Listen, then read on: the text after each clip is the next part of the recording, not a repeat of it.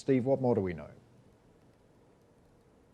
Well, we know on that Friday conversation between Antony Blinken and Yang Jiechi that it was, some sparks flew a little bit because Blinken pushed the Chinese side, at least through the channels that we've heard. He pushed them on democracy issues as well as human rights. And it has not necessarily sat well with the Chinese because in the opening days there should be some diplomatic pleasantries.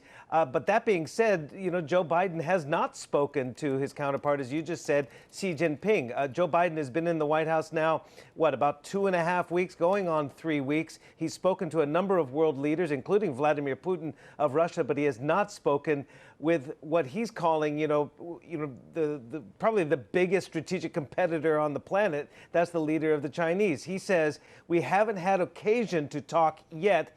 There's no reason not to call him, he added. This, of course, is coming in this conversation on CBS Face the Nation. More of this interview will be broadcast at halftime of the Super Bowl today. He said, we need not have a conflict, but there's going to be extreme competition. We're going to focus on the international rules of the road. And, when he talked a little bit about their differences on human rights and democracy, Biden went on to say, bit of a jab here, he says, Xi Jinping doesn't have a democratic, small d, bone in his body.